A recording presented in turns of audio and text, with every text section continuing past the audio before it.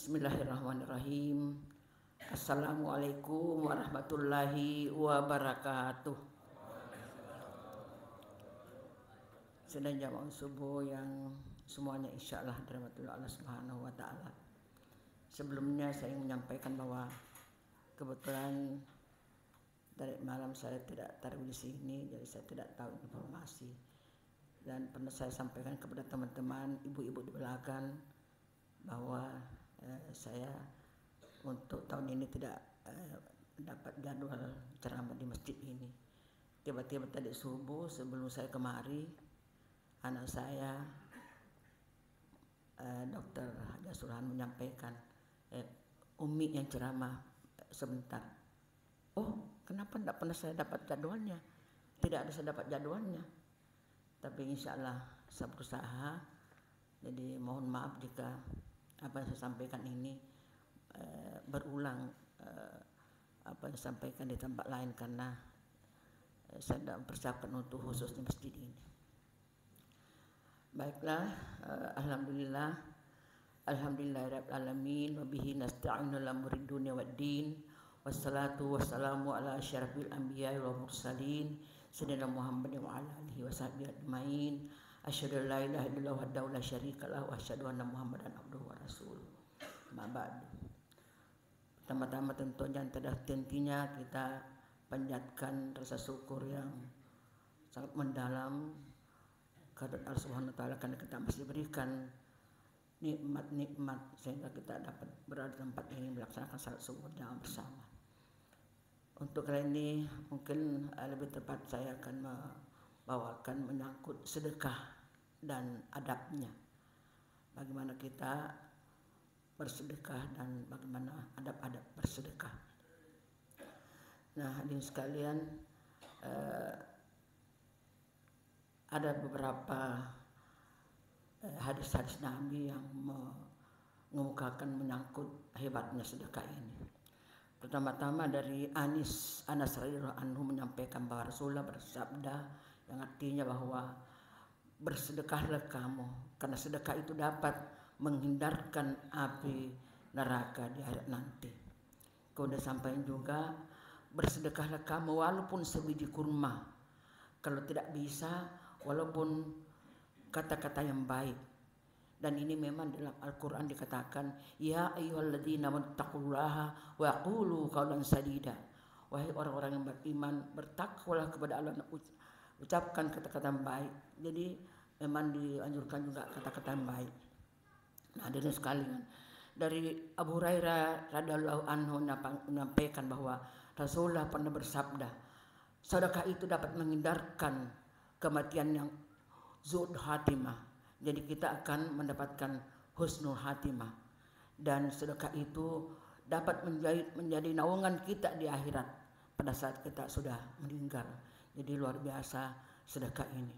Kemudian selanjutnya disampaikan oleh Ibnu Abbas bahwa siapa yang memberi sedekah, jadi sedekah ini bukan hanya duit, uang, bisa juga kita bersedekah dengan pakaian, dengan makanan.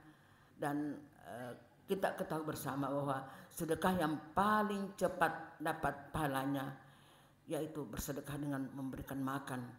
Jadi ibu-ibu terutama di belakang yang selalu ada siap makanannya, itu jika kita makan makanannya itu kita langsung mendapatkan amalannya pada saat kita memberi makan seseorang.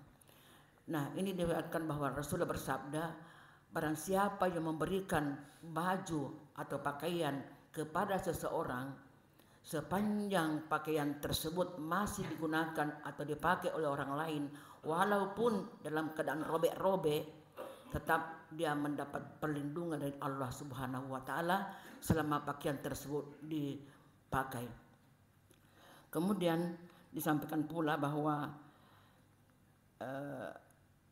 oleh Abu Sayyid bahwa sungguh seseorang yang memberikan 1 dirham, jadi ini hanya perumpamaan 1 dirham. Kalau kita dalam uang Indonesia, uang kita tentu 1 dirham itu tentu tidak sama dengan 1 rupiah. 1 dirham pada saat dia masih hidupnya itu jauh lebih berpahala 1000 kali daripada dia menyerahkan 1000 dirham pada saat meninggal. Nah, Bapak Ibu sekalian, biasanya kita kebiasaan kalau sudah meninggal seseorang barulah biasa berusaha dikeluarkan uangnya, disedekahkan, padahal pada saat masih hidup itu paling bagus untuk bersedekah. Nah, tentunya ini pada hari-hari biasa. Nah, sekarang bulan Ramadan luar biasa pahalanya. Dan sekalian, selanjutnya Abu Hurairah radhiyallahu anhu menyatakan, Rasulullah bersabda bahwa tidak seorang pun yang membuka jalan untuk bersedekah melainkan Allah akan menambah banyak sekali rezekinya, dan tidak seorang pun yang membuka jalan untuk meminta-minta maka Allah akan menutup rezekinya. Nah, jadi tentunya ini berkaitan dengan tangan di atas lebih mulia daripada tangan di bawah, karena katanya kalau kita membuka diri untuk bersedekah dan membuka diri untuk meminta-minta itu berbeda. Jadi kita usahakan bagaimana kita supaya bersedekah. Kemudian Umar radhiyallahu anhu menyampaikan bahwa Rasulullah bersabda, apa yang memberatkan kalian untuk bersedekah, meniatkan sedekahnya itu untuk orang tuanya. Karena sedekah untuk orang tua itu kita akan mendapatkan, orang tua kita akan mendapatkan pahalanya dan tidak mengurangi sedikit pun pahala yang kita peroleh. Jadi ganda. Kalau kita bersedekah hanya untuk diri sendiri itu satu pahala. Tapi kalau kita berniat untuk bersedekah untuk orang tua kita, maka sama-sama pahalanya, orang tua kita mendapatkan pahalanya dan kita pun mendapatkan pahalanya. Kemudian Abu Hurairah juga menyampaikan bahwa ada riwayat, ada hikayat yang saya ingat betul, saya masih SD ini, saya selalu mendengarkan bahwa ada seorang yang, dan saya yakin mungkin Bapak Ibu sekalian sudah mendengar, ada seorang yang kebiasaannya selalu pergi mengambil anak-anak burung. Pada saat dia mengambil anak burung, kebiasaannya sehari-hari, pada suatu saat dia bertemu dengan seorang fakir, seorang miskin yang meminta-minta agar diberikan makanan. Nah, maka anak ini mempunyai 2 roti. Roti yang satu diberikan kepada ini peminta-minta dan roti yang satunya dibawa untuk dimakan sendiri. Setelah naik di pohon, diambillah sarang burung tersebut, dibawa turun, maka berdoalah anak burung memprotes, "Ya Allah, bukankah engkau telah berjanji akan membinasakan orang-orang yang mengambil anak-anak saya?" Allah menjawab, "Kamu juga harus mengetahui bahwa saya sudah berjanji, saya telah berjanji tidak akan membinasakan orang tersebut pada hari itu, orang yang mengeluarkan sedekahnya." Jadi hadirin sekalian, pada saat kita bersedekah pada hari itu, insya Allah Allah akan melindungi diri kita. Dan saya kira memang ini kita sendiri rasakan bagaimana kita mengeluarkan sedekah dengan hasilnya luar biasa. Kita tidak akan kehabisan. Hadirin sekalian, di riwayat lain juga Abu Hurairah menyampaikan ada awan di atas kepalanya, dan di atas awan itu didengar suara bahwa, "Wahai awan, berikanlah air kepada si fulan, kebun si fulan."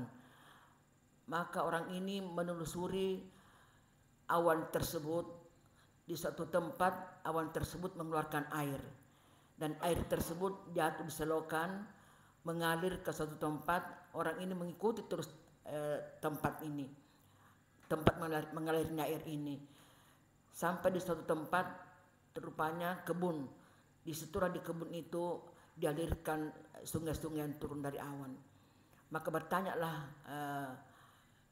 Sayyid ini mengatakan, "Wahai si fulan, apa yang engkau lakukan, apa yang engkau kerjakan, sehingga ada suara sedengar mengatakan, alirkanlah air ini ke kebun si fulan. Ini yang punya kebun mengatakan, saya tidak punya amalan apa-apa yang lain, tapi saya memang setiap